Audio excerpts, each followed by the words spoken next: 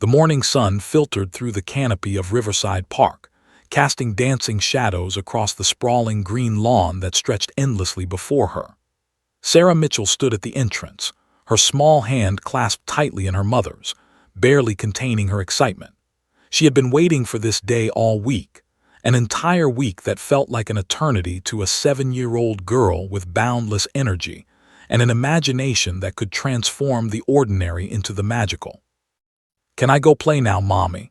Please, please." Sarah tugged gently at her mother's sleeve, her pigtails bouncing with each movement.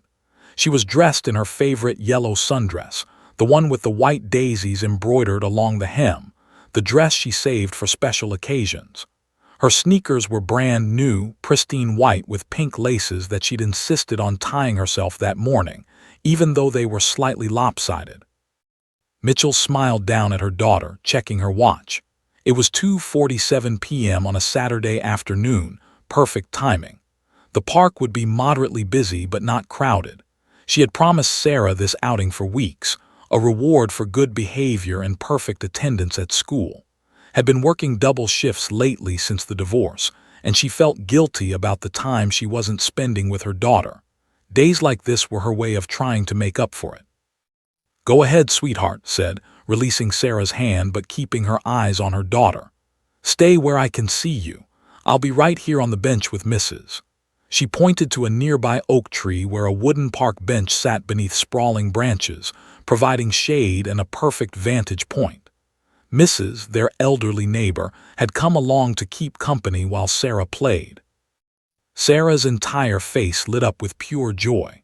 She bolted toward the open field, her laughter carrying through the air like wind chimes in a summer breeze. She wove between other families and children, her destination clear: the butterfly garden section of the park, where orange monarch butterflies congregated among the wildflowers. She had been studying butterflies in school for the past month, learning about their metamorphosis and their incredible migration patterns. And now, she was determined to observe them in their natural habitat. The afternoon was absolutely beautiful, the kind of day that seemed crafted specifically for childhood joy. The temperature hovered around 75 degrees, with a gentle breeze that carried the scent of honeysuckle and fresh-cut grass. Other children played on the distant playground, their shrieks of delight echoing across the park. A group of teenagers played frisbee on the central field. An older couple walked hand in hand along the winding path. It was an ordinary Saturday afternoon in an ordinary suburban park, the kind of scene that unfolded hundreds of times every weekend across America. Sarah reached the butterfly garden and immediately crouched down, her eyes searching the wildflowers for movement. She spotted one, a magnificent monarch with wings that seemed to glow orange against the green foliage. Slowly, carefully, she reached out her hand, mimicking the techniques her teacher had shown her. "Never grab," Mrs. had instructed. "Let them come to you. Feel their presence." Sarah held still, hardly breathing, waiting with the patience of someone far beyond her years. The butterfly hovered near a purple coneflower, its proboscis delicately probing the flower's center. Sarah watched in wonder, completely absorbed in the moment. She thought about what she was learning in science class, how caterpillars transformed into these beautiful creatures, how they flew thousands of miles during migration, how fragile their wings were yet how powerful they were. The butterfly was so delicate, so perfect, so utterly magical. She was so focused on the butterfly that she almost didn't hear it. The scream came suddenly, violently cutting through the peaceful afternoon like a knife.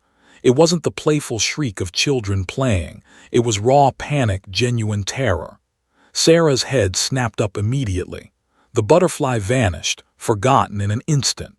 Her entire body went rigid. "Help, someone help!" The scream came again, this time followed by sounds of struggle and commotion. Sarah turned toward the sound, her young mind processing something very wrong. She spotted them near the walking path, about 100 yards away, an elderly woman on the ground and a man running away, something clutched in his hands. Without thinking, without analyzing, without the rational hesitation that adults often feel, Sarah stood up. Her mother had taught her about helping people in trouble. Her teacher had talked about doing the right thing. Her favorite superhero wasn't powerful because of special abilities. She was powerful because she did what was right, no matter how scared she felt. Sarah began to move toward the woman, but then something stopped her. The man was running, and instinct told her this was important. Her young mind understood somehow that she needed to see him, really see him.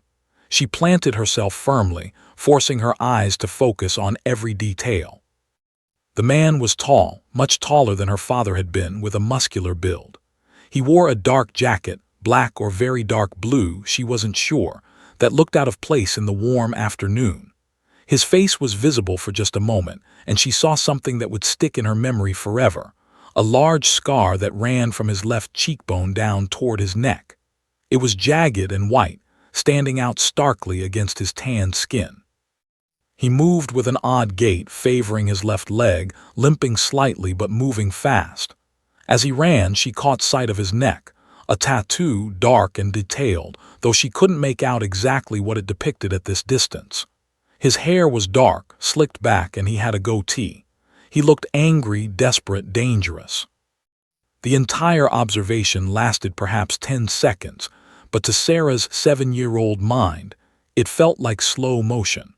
Her eyes recorded everything like a video camera, storing details that her brain didn't even know it was processing. The man vanished between the trees, disappearing down a path that led toward the parking lot. Only then did Sarah's survival instinct kick in, telling her it was safe to move. She ran, not after the man, but toward the elderly woman who was still on the ground, clearly injured and shaken. "Help, someone help," Sarah called out, her child's voice high and thin but urgent. "This lady is hurt." Within seconds, her mother appeared, running faster than Sarah had ever seen her run, scooped up the elderly woman, calling for someone to call 911. Within minutes, the peaceful park had transformed into a scene of crisis and activity. A man with a cell phone was already on the line with emergency dispatch. Park maintenance workers were running toward them. Other mothers were gathering their children, looking frightened and confused. The elderly woman, lay on the ground breathing heavily, one arm scraped and bleeding. Her purse was gone, and Sarah stood there, still seeing the face of the man in her mind, every detail vivid and crystalline clear. She looked down at her new dress, now grass-stained, and she didn't even care. Something fundamental had shifted inside her. She had seen something that mattered, and somehow she knew her life would never be quite the same.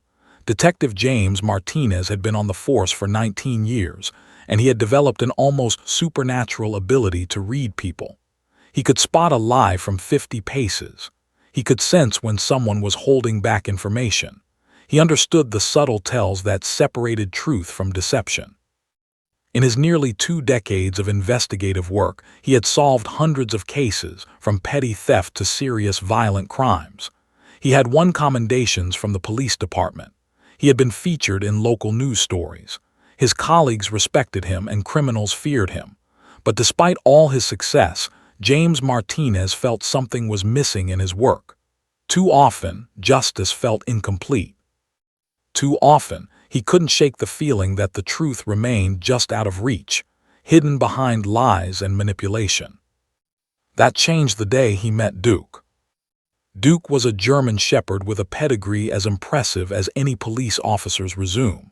He had been trained at a prestigious K-9 academy, certified in narcotics detection, explosives detection, and suspect apprehension.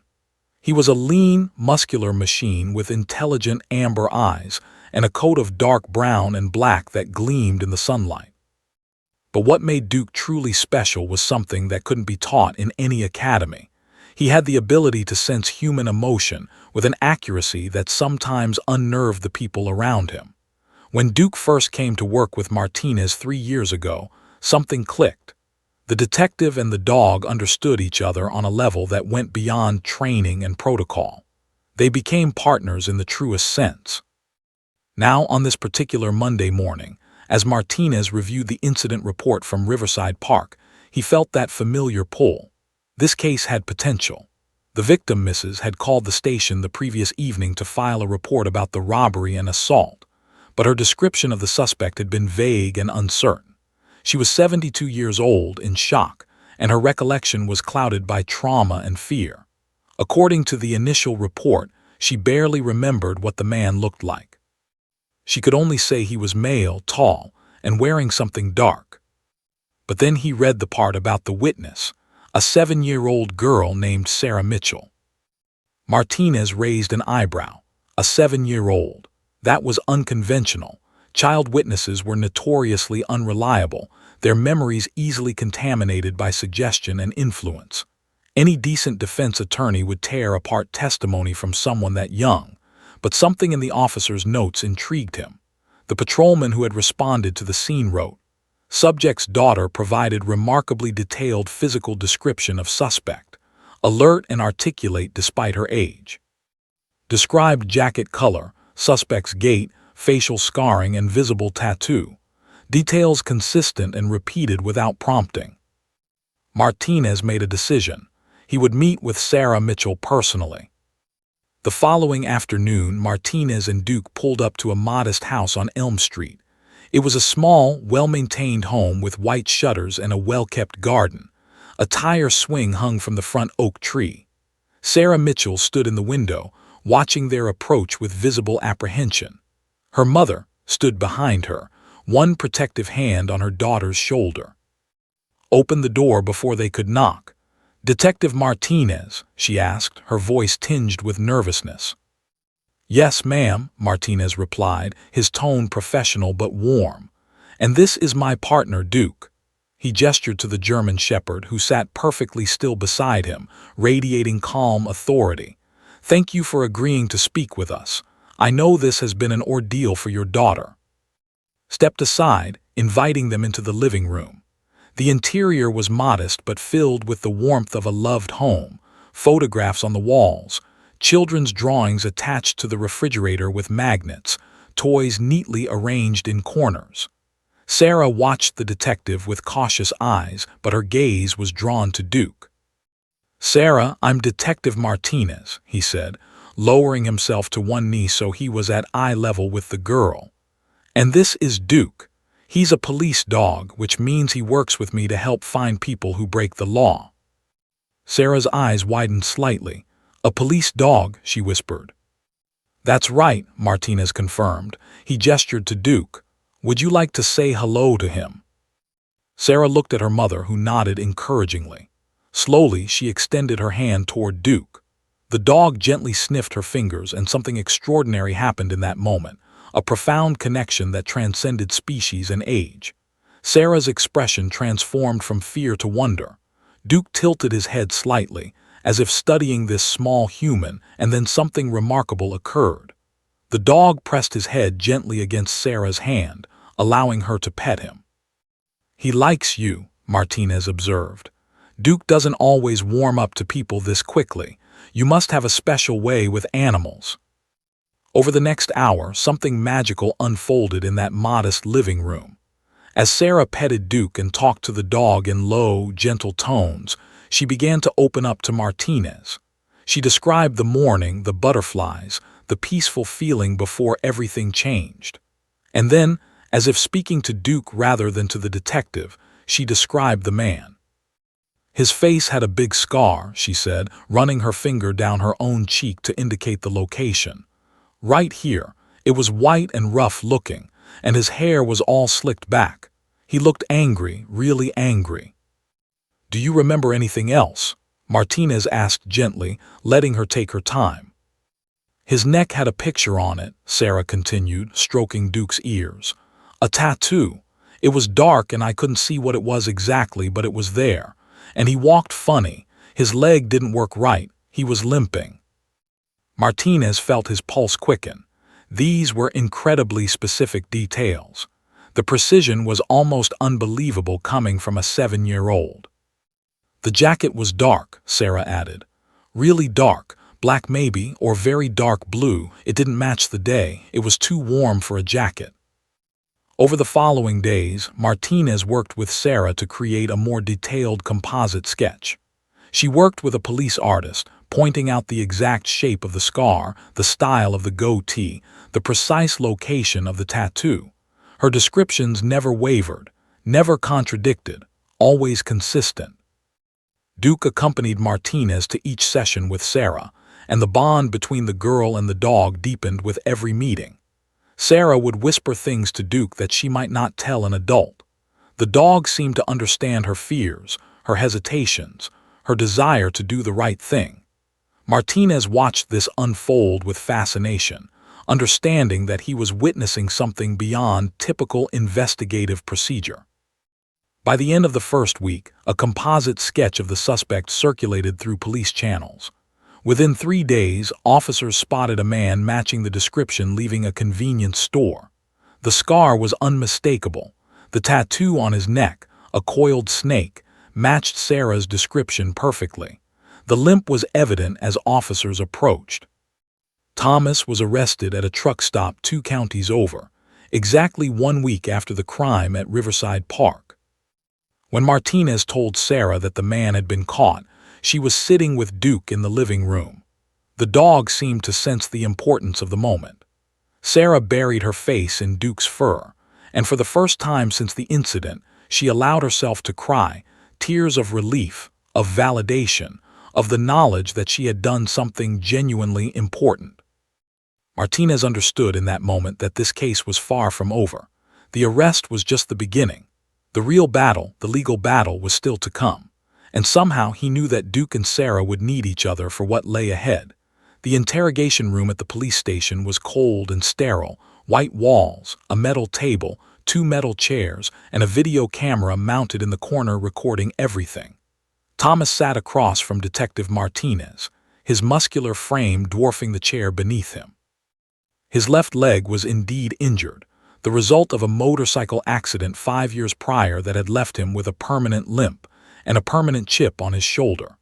The scar on his face told its own story, a knife fight outside a dive bar in Atlantic City when he was 23 years old. The tattoo on his neck, the coiled snake, was a gang symbol from his teenage years, a mark he tried to distance himself from but never quite managed to escape. "We have you," Martinez said calmly, sliding photographs across the table. "Multiple witnesses, a description that matches you exactly. Video footage from 2 ATMs near the park showing someone matching your description, and a 7-year-old girl who remembers every single detail about your face."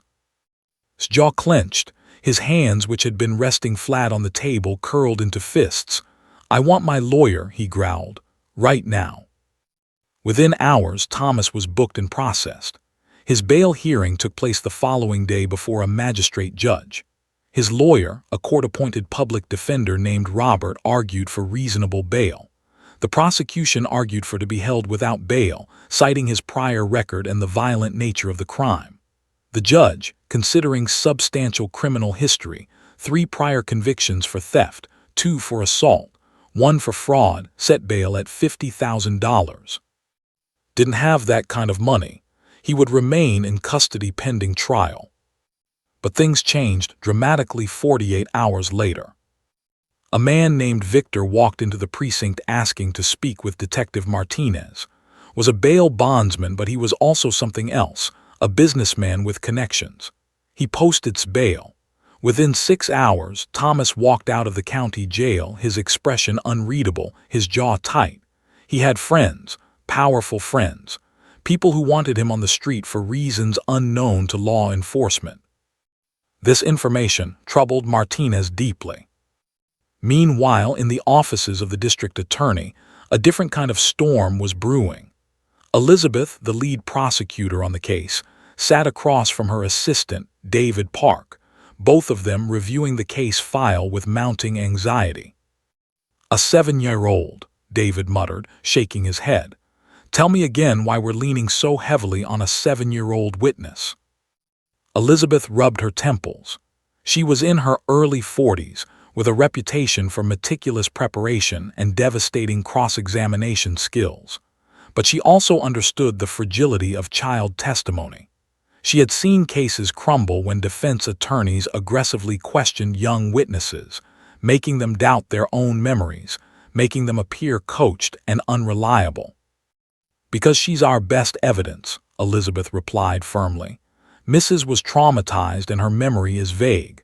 The video footage shows someone matching the description but isn't clear enough for positive identification. The physical evidence is circumstantial, but Sarah Mitchell, she's incredibly detailed, incredibly consistent, and her descriptions match perfectly." "Her descriptions are exactly why he'll go after her," David countered. "Any competent defense attorney will argue that she's been coached, that she's been influenced by police suggestion, that a 7-year-old's memory is inherently unreliable." Elizabeth nodded grimly. She knew this was true. This was the fundamental problem with child witnesses. They were simultaneously more honest than adults in many ways, less likely to lie intentionally, more likely to report exactly what they saw, yet they were also more susceptible to influence and more easily confused by aggressive questioning.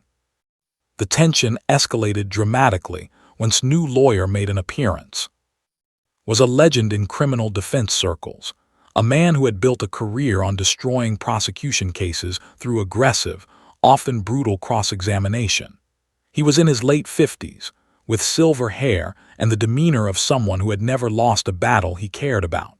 He had successfully defended 17 clients charged with violent crimes. His win rate in cases involving eyewitness testimony was particularly impressive, nearly 70% acquittal rate. When word came down that had taken his case, the entire prosecutorial office felt a chill. Elizabeth called an emergency meeting with Martinez and the investigating officers. They gathered in her office, tension hanging thick in the air like humidity before a thunderstorm. "Is going to eviscerate our case," David stated bluntly. "He'll paint Sarah as a confused, suggestible child who was led by police into making false identifications. He'll argue that we showed her pictures before the sketch artist," another officer added, "that we contaminated her memory with leading questions. He'll suggest we coached her," Elizabeth finished, "and he'll make it sound plausible to a jury." Martinez had been quiet throughout the discussion, his expression dark and thoughtful. Now he spoke, his voice measured but intense. "Sarah is telling the truth. Every detail she provided has been accurate. Her descriptions led us directly to, her observations match the crime perfectly." "I don't doubt that," Elizabeth said. "But truth and perception are two different things in a courtroom. Is a master at creating doubt. He specializes in making juries question what they should believe is true." Over the following weeks, Sarah's life transformed in ways she couldn't fully understand. Her mother hired a child psychologist to help her process the trauma and prepare her for the ordeal of testifying. Received calls from reporters wanting to interview her daughter. The story had begun to attract media attention. Child's sharp eyes helped police catch suspect.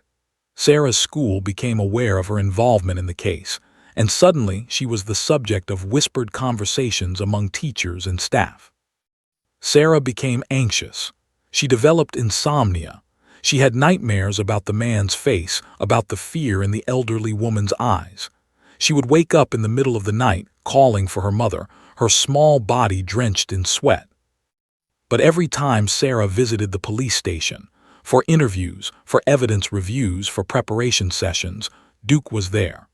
The dog seemed to understand that something was wrong, that his small friend was suffering. Duke would rest his head in Sarah's lap, his warm presence a comfort that no human words could replicate. Detective Martinez watched Sarah's distress with growing concern. He understood that bringing a child into the legal system was necessary but devastating.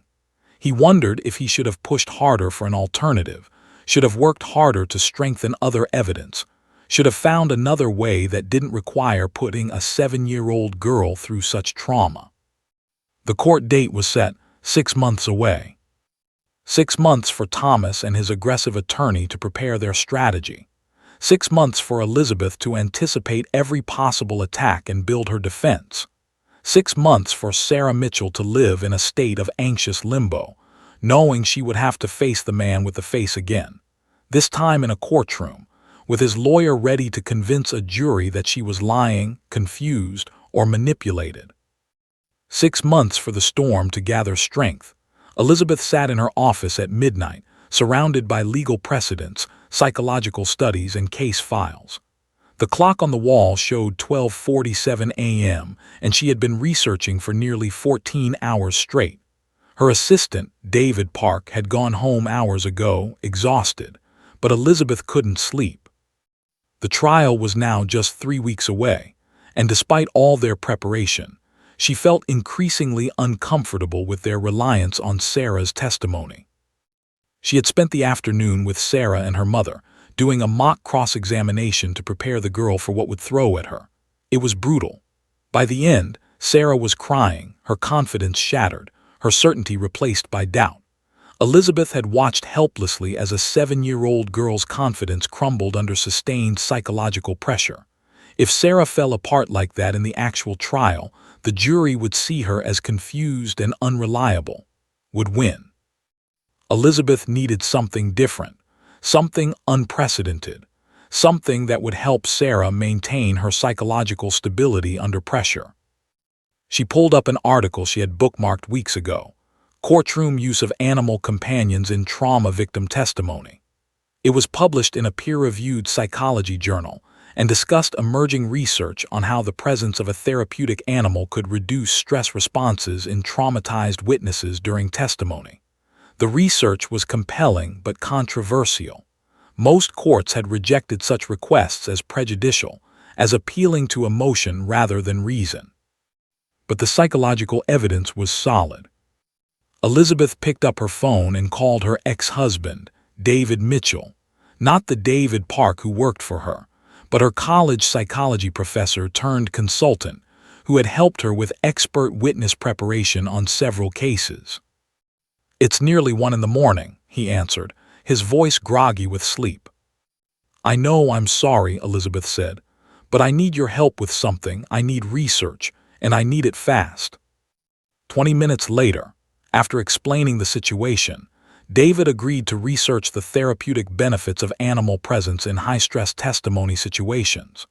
Within 2 days, he had compiled a comprehensive report with citations from peer-reviewed journals, case studies, and psychological literature demonstrating that animals could significantly reduce cortisol levels, lower heart rate, and improve cognitive function in stressed individuals. Armed with this research, Elizabeth requested a hearing before Judge Harold Westbrook to argue for an extraordinary accommodation, allowing Detective Martinez's K-9 partner, Duke, to be present in the courtroom as what she would call an emotional support presence during Sarah's testimony. The hearing took place in Judge Westbrook's chambers, a wood-paneled room that smelled of old books and authority. Judge Westbrook was a 68-year-old veteran of the bench with 30 years of judicial experience. He was traditional, conservative in his interpretations of courtroom procedure, and skeptical of anything that deviated from standard legal practice. "Ms.," he said, leaning back in his chair and steepling his fingers, "what you're asking for is highly irregular. I have never permitted an animal in my courtroom except in cases involving service dogs for disabilities." "Your Honor," Elizabeth began, her voice calm and professional, "I understand this is unprecedented. However, the psychological evidence is compelling." She presented David's research, citing specific studies about cortisol reduction, the calming effects of animal presence, and how this could help a traumatized child witness maintain cognitive clarity during testimony. "The defendant has a right to a fair trial," Judge Westbrook countered. "Allowing a dog in the courtroom could be seen as appealing to the emotions of the jury rather than focusing on the facts of the case." "Your Honor, with respect, this isn't about appealing to emotion," Elizabeth argued. "This is about ensuring that the witness can accurately and reliably recall and report the facts. If Sarah becomes too stressed and distressed, her testimony will be unreliable. The presence of the dog would help her maintain the psychological stability necessary to provide accurate testimony. It's actually in service of getting at the truth." sat quietly throughout this exchange, a slight smile playing at the corners of his mouth. He made no objection. This surprised Elizabeth. She had expected him to argue vehemently against the proposal. Instead, he remained silent, and when Judge Westbrook asked if the defense had any position on the matter, simply said, "The defense has no objection, Your Honor." Judge Westbrook raised an eyebrow. "Mister, are you certain? This is quite irregular." "Quite certain, Your Honor," replied smoothly. "If the prosecution believes this will help their witness, we certainly won't stand in the way of that." After the hearing, Elizabeth pulled aside in the courthouse hallway. "Why didn't you object?" she demanded. Smiled, a cool, calculated expression. "Because you're right that the dog will help her stay calm. But here's what you're missing, Ms. A dog in the courtroom is going to look like the prosecution is trying to manipulate the jury's emotions. Any competent juror will see it as a sign of desperation. And more importantly, the jury will see that your witness needs a comfort object to testify truthfully. They'll question why a truthful witness needs support. What does that say about her testimony?" "That's a gift to the defense." Elizabeth felt a chill run down her spine. Was right. Had she made a terrible strategic error? Or was the dog truly the best thing for Sarah's and the integrity of her testimony? Back at the police station, Detective Martinez received the news about the judge's decision. He immediately brought Sarah to the station and spent the entire afternoon with her and Duke, helping her understand what would happen in the courtroom. They practiced her testimony with Duke lying peacefully at her feet. They worked on breathing exercises. They built a routine that Sarah could replicate when she was nervous. Sarah, for her part, felt a weight lift from her shoulders. Knowing that Duke would be in the courtroom with her transformed the frightening scenario into something manageable. She practiced sitting at a pretend witness stand with Duke nearby. She learned that she could glance at the dog when she felt scared or uncertain, and that would help her stay grounded. 3 days before the trial, Sarah and her mother, along with Detective Martinez and Duke, were granted permission to visit the actual courtroom when it was empty. Sarah sat in the witness stand. She looked at where Duke would be positioned. She looked at where the judge would sit, where the jury would sit, where Thomas would sit with his attorney. The courtroom suddenly felt less like a terrifying foreign landscape and more like a space she had reconnoitered, a place she understood. Duke moved through it with quiet confidence, and Sarah drew strength from the dog's calm demeanor. Watched the entire preparation process from a distance, his confidence unwavering. He believed that a 7-year-old girl, even with a dog beside her, would crumble under his cross-examination. He had made his career breaking witnesses, and he saw no reason this case would be any different. What he couldn't understand was that Duke wasn't just a comfort object. Duke was a connection to stability, to truth, to something deeper than psychology could measure. The bond between a small girl and a loyal dog was about to change everything. The night before the trial, Sarah lay in bed unable to sleep. She was terrified, but she also felt something else, determination. She thought about the elderly woman in the park. She thought about justice. She thought about Duke's warm presence. "Tomorrow," she whispered into the darkness, "I'm going to tell the truth, no matter what." The courtroom was packed. Every seat was filled. The media had gotten wind of the unusual case involving a child witness and a police dog, and the trial had become something of a spectacle. News cameras had been set up outside the courthouse that morning. Local television stations were covering it live. The public gallery was standing room only, filled with curious onlookers, court journalists, and people who had simply heard about the case and wanted to witness justice unfold. Sarah Mitchell had never seen so many people in one place before. She sat in a small waiting room adjacent to the courtroom, her mother on one side, Detective Martinez on the other, and Duke resting his head on her lap. She wore a simple white dress, not fancy, not childish, just appropriate. Her mother had insisted on keeping her appearance understated to avoid playing into stereotypes. Sarah's hair was braided neatly, and her hands trembled slightly as she stroked Duke's soft fur. You remember what we practiced? Martinez asked gently. Sarah nodded. I tell the truth. I remember what I saw, and if I don't understand a question, I ask them to ask it again differently. That's exactly right, Martinez confirmed. And if you get scared or feel overwhelmed, you can look at Duke. He'll be right there and you'll remember that you're safe.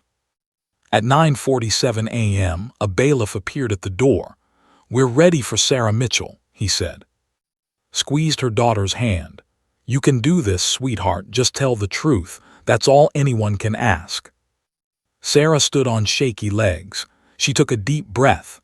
Duke stood beside her, and she felt the warmth of the dog's presence like a shield around her. Together, they walked toward the courtroom door. The moment she stepped through that door, Sarah understood the magnitude of what was happening. The courtroom was a cathedral of justice, soaring ceilings, wood paneling, an American flag standing at attention in the corner. Judge Westbrook sat elevated on his bench like an impartial god. The jury, 12 men and women of various ages and backgrounds, watched her with expressions ranging from sympathy to skepticism. Thomas sat at the defense table in a suit that tried and failed to make him look respectable. His face was turned toward her, and for a moment, Sarah's breath caught. But then she felt Duke's reassuring presence, and her courage returned. Elizabeth stood and smiled warmly at Sarah. Good morning, Sarah. I know you're a little nervous, but you're doing great. Why don't we start by having you tell everyone your name? Sarah Mitchell, she said, her voice small but audible. And how old are you, Sarah? I'm 7 years old. Do you know what it means to tell the truth? Yes, Sarah replied. It means saying what really happened, not making things up. Elizabeth proceeded carefully, establishing Sarah's credibility before moving into the details of the incident.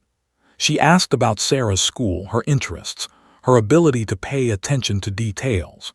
She asked Sarah about her favorite colors and how she could distinguish between shades.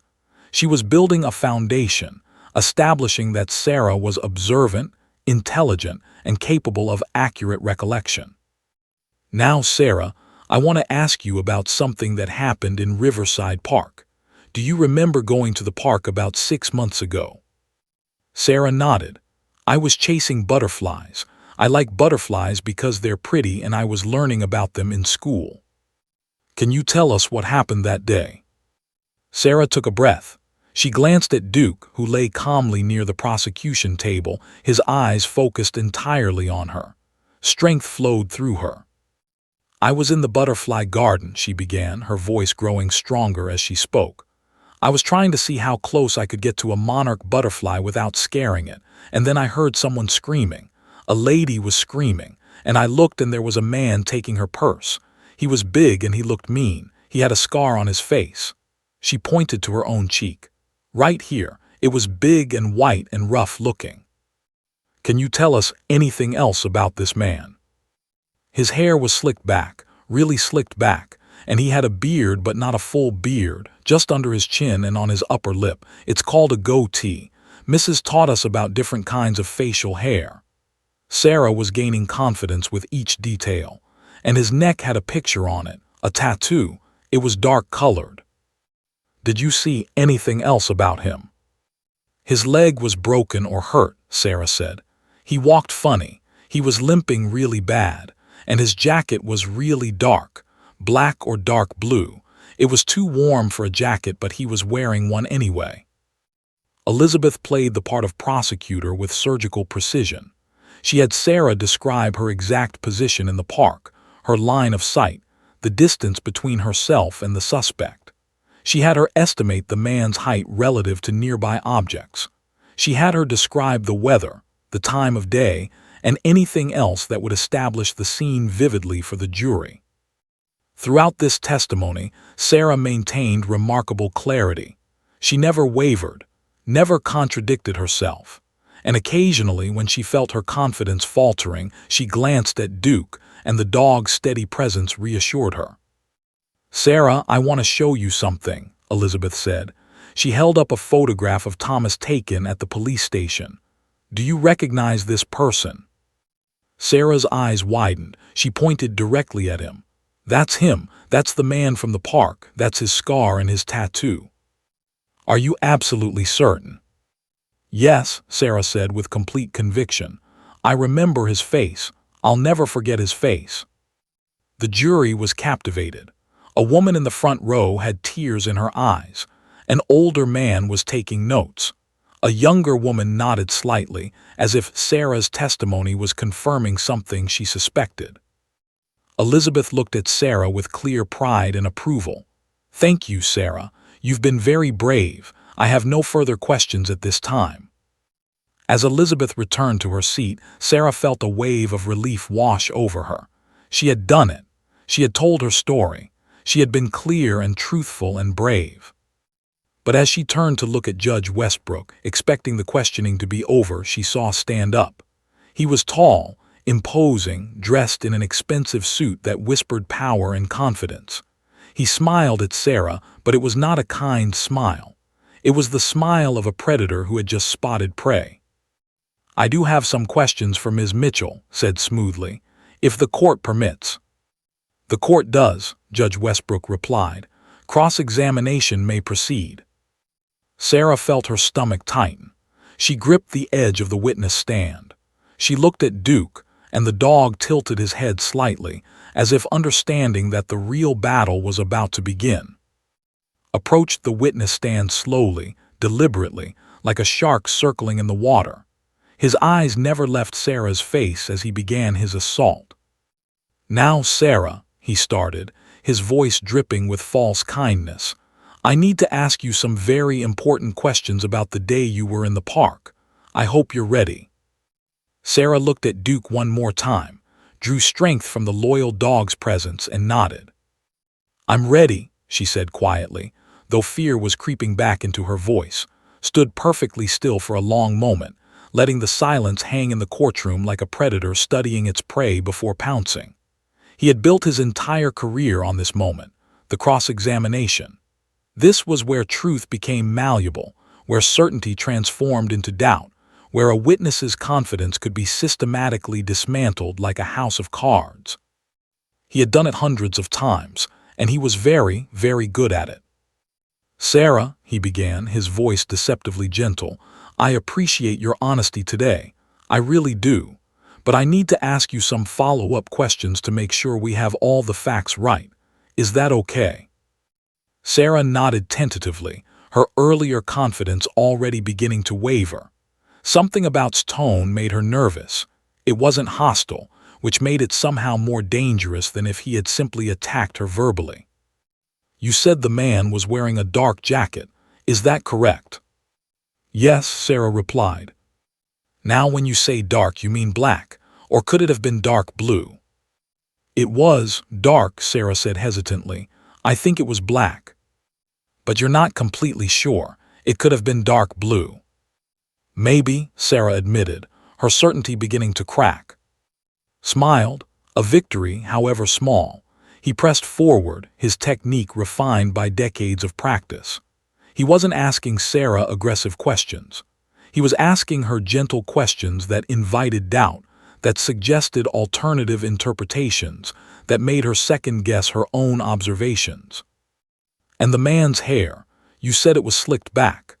Now, Sarah, when you were standing 100 yards away from him in a park in the middle of the day, could you really see exactly how his hair was styled?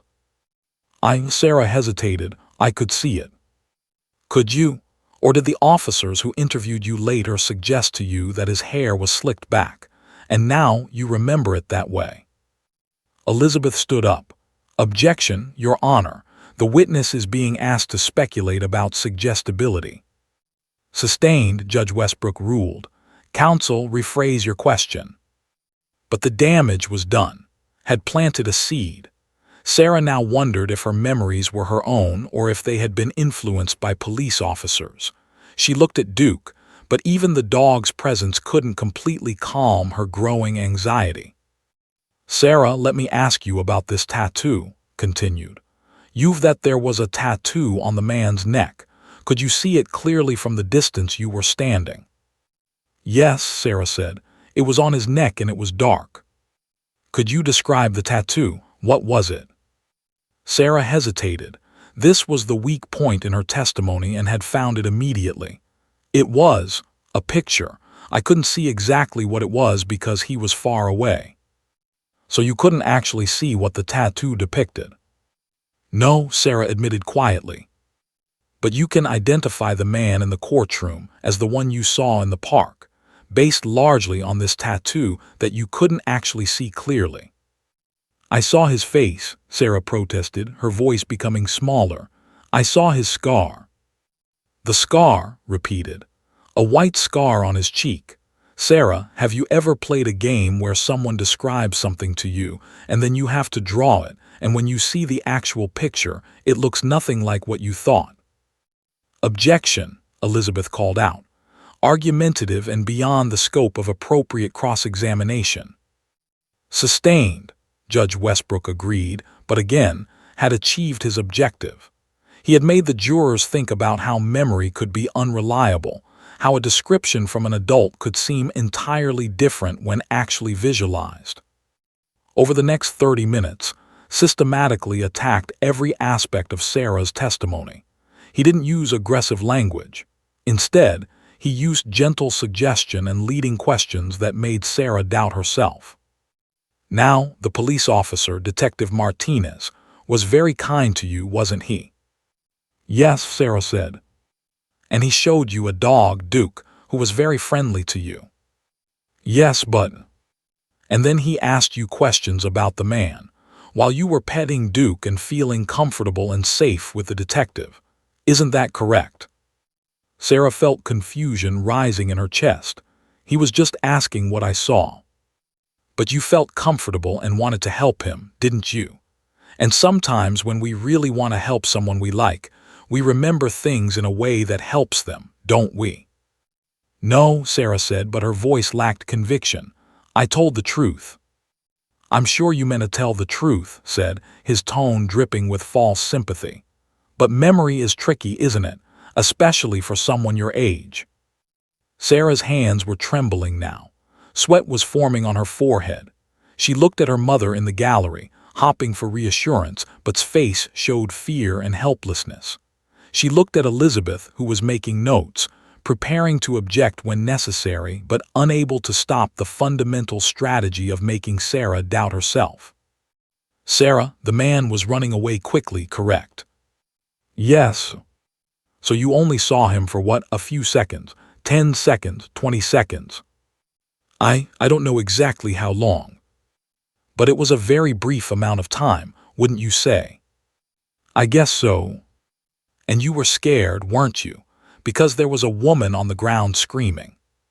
Yes, Sarah whispered. Isn't it possible that you didn't see his face as clearly as you think you did? Isn't it possible that the police officer's description influenced your memory? Sarah felt tears forming in her eyes. She looked at Duke, and the dog stood up, sensing her profound distress. But even Duke's support wasn't enough to penetrate the fog of doubt that had systematically created. I saw him, she said, but the conviction was gone from her voice. I know it was him. Do you, pressed? Or do you just think it was him because the police suggested it was him? Mitchell stood up from the gallery, tears streaming down her face, unable to contain her reaction to watching her daughter being dismantled by this ruthless attorney. The bailiff moved to enforce courtroom decorum, but Judge Westbrook held up a hand, allowing the moment to stand. Sarah's voice cracked as she spoke. I saw his scar. I know I saw his scar. Did you? Or do you remember the police showing you a photograph with a scar? Sarah didn't answer. She was drowning. The confident girl who had so clearly just minutes ago had been systematically broken down through careful, sophisticated questioning. Hadn't called her a liar. He hadn't attacked her credibility directly. Instead, he had simply made her question every certainty, every memory, every piece of evidence she had offered. The jury was now exchanging uncertain glances. Some were looking at Sarah with skepticism. One juror had her arms crossed, her expression suggesting she no longer believed the girl's testimony. Sarah looked down at her hands. They were shaking uncontrollably. She felt sick. She wondered if she was wrong. She wondered if her memory had been contaminated. She wondered if she should have been more careful, more certain, more. Then she looked at Duke. The dog was standing, his paws on the barrier between the audience and the courtroom proper, his amber eyes locked directly on Sarah with absolute, unwavering certainty. In that moment, looking at the dog's perfect faith in her, something shifted inside Sarah. The fog began to clear. Duke believed in her. Duke knew the truth. The courtroom had become unbearably quiet.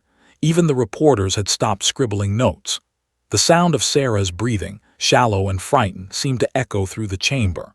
Stood with his hand resting on the edge of the witness box, his expression one of professional satisfaction.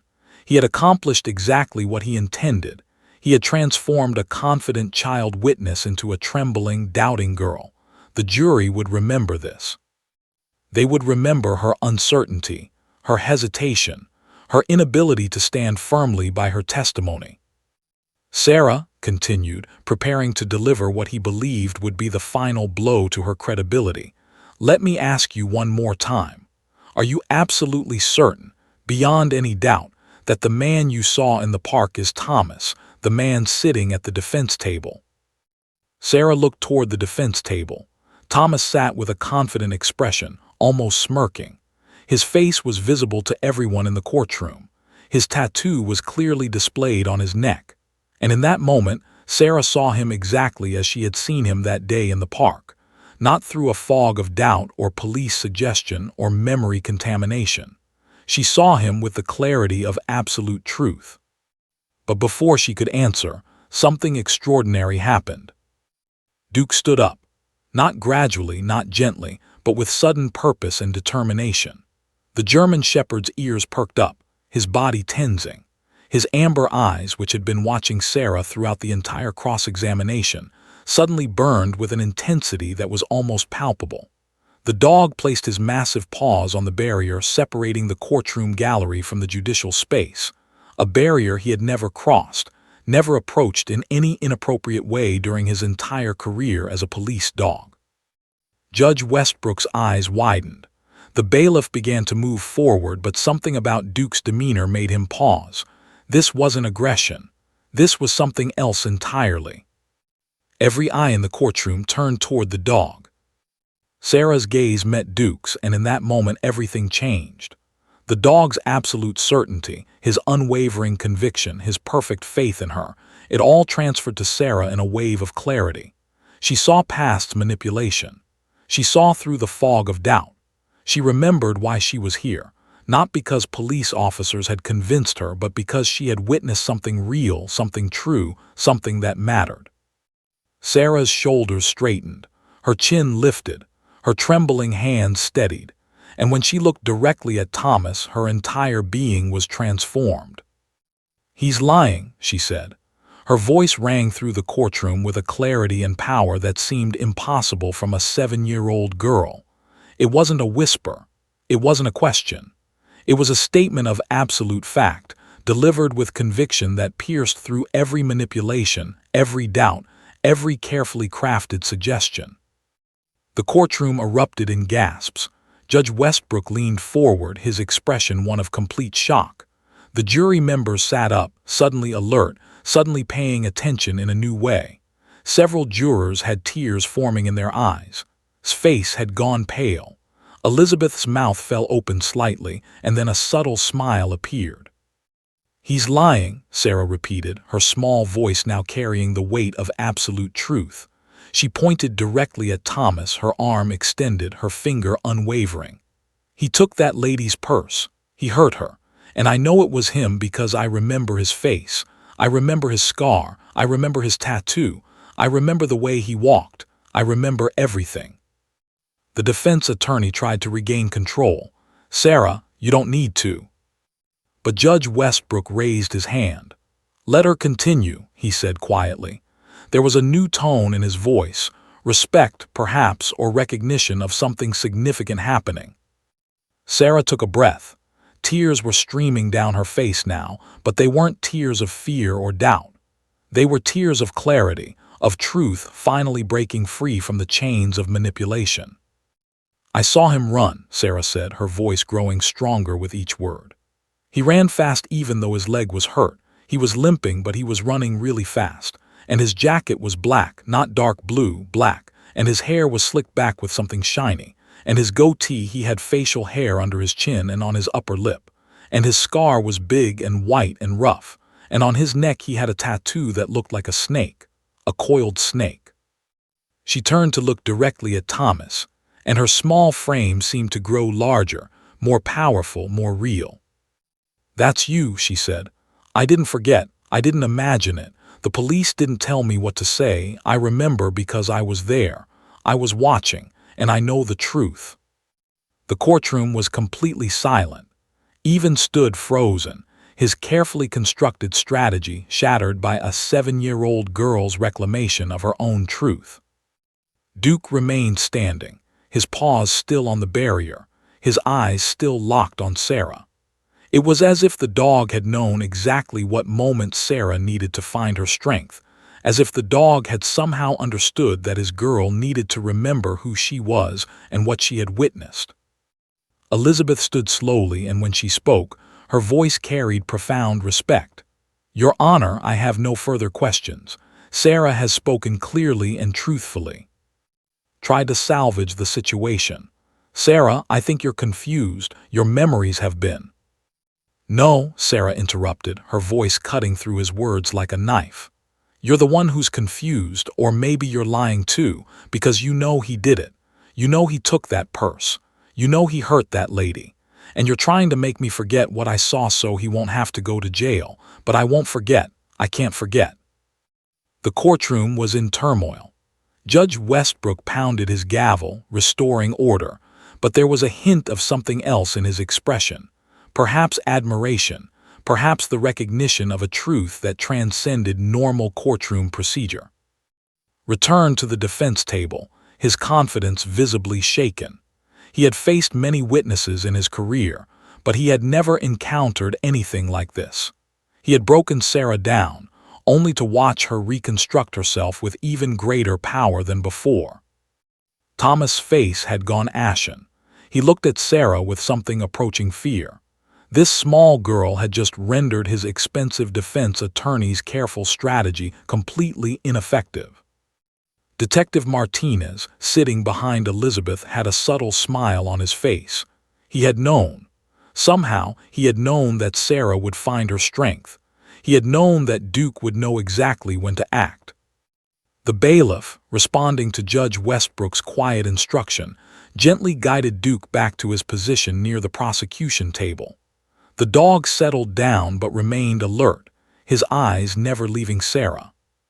Sarah sat in the witness box, still trembling but no longer with fear. Her tears had stopped. Her breathing had steadied. She had faced the most powerful assault on her credibility and had emerged not broken but stronger. She had faced doubt and had chosen truth. Mitchell, Sarah's mother, was openly weeping in the gallery, tears of pride and relief and vindication streaming down her face. Elizabeth looked at Judge Westbrook. "The prosecution rests," she said quietly. But everyone in that courtroom understood that something far more significant had occurred than the simple presentation of evidence. They had witnessed something rare, the moment when truth, backed by unwavering love and loyalty, had overcome sophisticated manipulation and doubt. The verdict, when it came, would be almost anticlimactic. The jury deliberated for 2 hours and 53 minutes. Those hours felt like an eternity to everyone invested in the case. Sarah sat in a small room with her mother, Detective Martinez, and Duke, watching the clock with each passing minute. Elizabeth remained in the courthouse, reviewing notes and preparing herself for whatever verdict would come. Sat in a coffee shop nearby, his earlier confidence now replaced with a grim awareness that something had shifted irreparably in the trial. Thomas was held in a secure area of the courthouse, guarded by bailiffs. For the first time since his arrest, genuine fear was visible on his face. He had seen Sarah's transformation. He had heard the absolute certainty in her voice.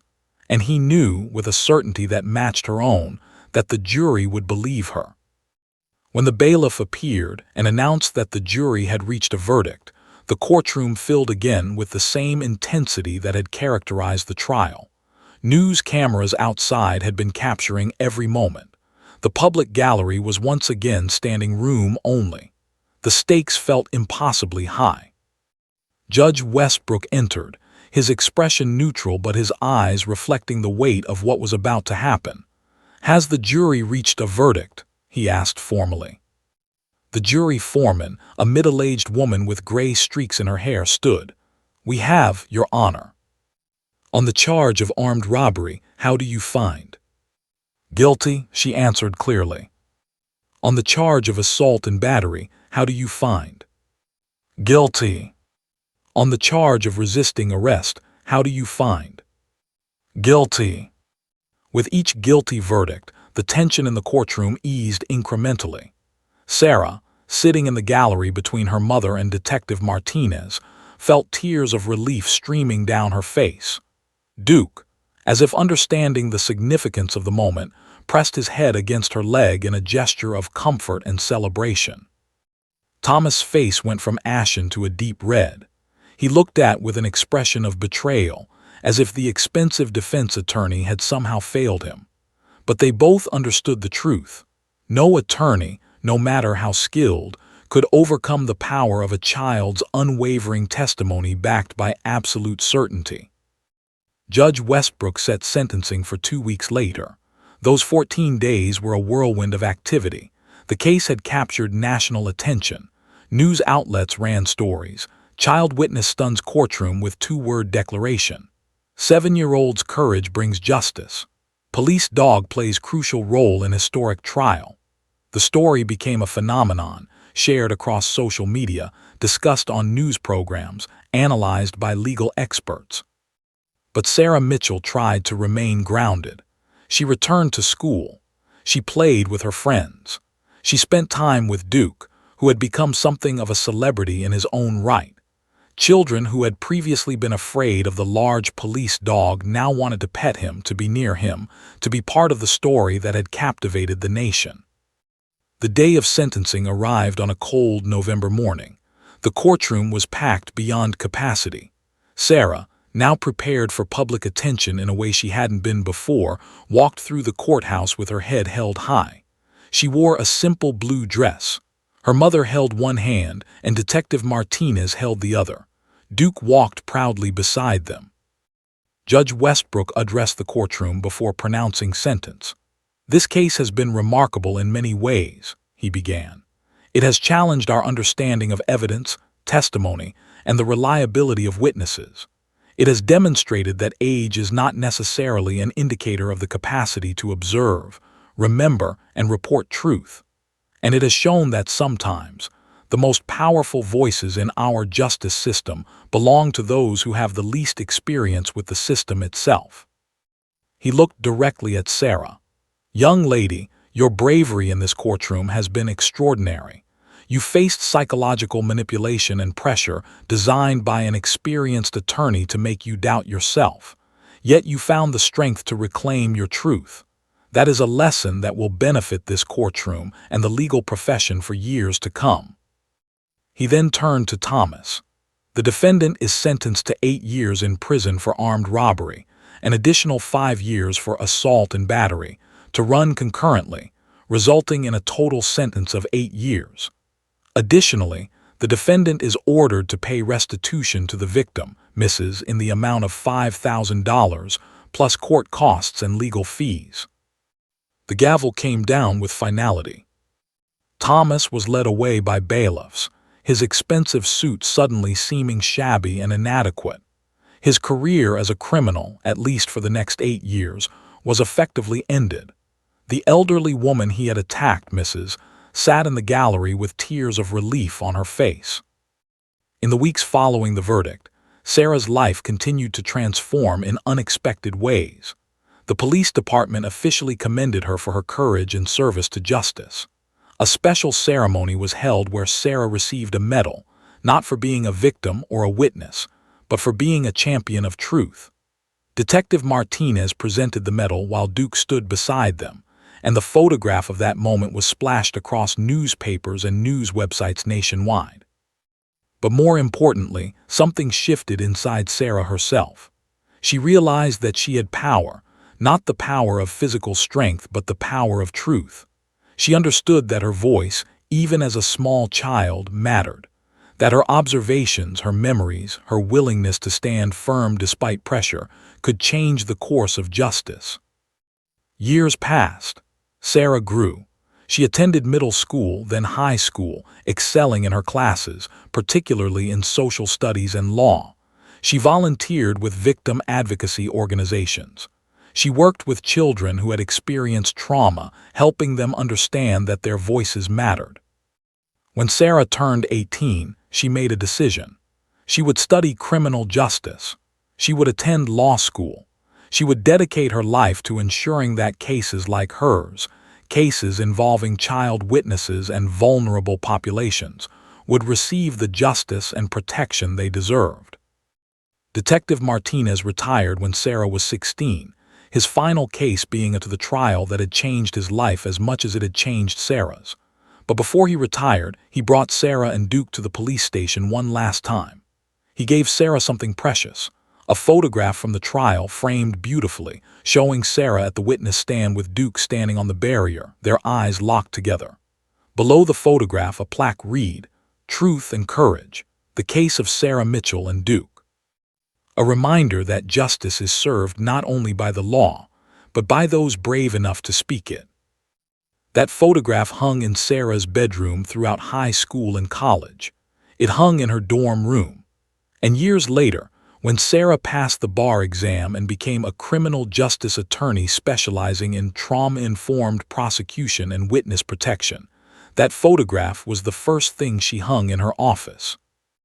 In her practice, Sarah revolutionized how child witnesses were treated in courtrooms. She worked with judges to implement protocols that protected vulnerable witnesses while maintaining the integrity of the legal process. She fought for changes in cross-examination procedures. She advocated for reforms that allowed therapeutic support animals in courtrooms, a practice that had been experimental and controversial during her own trial, but that she now helped make standard procedure. Duke lived to be 14 years old, retired from active service at 12, spending his final years living with Detective Martinez's family. When Duke passed away, Sarah attended the memorial service. She cried not just for the loss of the dog, but for the gratitude she felt for what Duke had given her. Not just support during the trial, but a lesson about loyalty, about unwavering faith in truth, about how sometimes the most powerful testimony is the presence of someone who believes in you absolutely.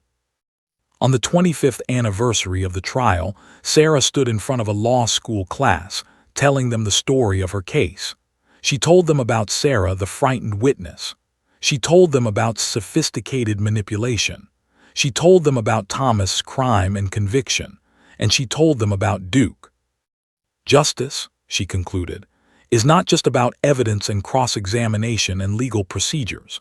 Sometimes justice is about one small child finding the courage to tell the truth. Sometimes it's about a loyal dog standing at exactly the right moment. Sometimes it's about recognizing that truth, when spoken with absolute conviction, is more powerful than any manipulation. And sometimes it's about understanding that we all have the power to change the world. We just have to be brave enough to use our voices. The law students sat in stunned silence, and many of them, inspired by Sarah's story, would go on to practice law with a commitment to justice that they had not felt before. The case of Sarah Mitchell and Duke would never be forgotten. It became a landmark decision cited in cases involving child witnesses. It became a turning point in how the legal system understood and protected vulnerable witnesses. And it became a testament to the power of truth, courage, and the unexpected moments that can change everything.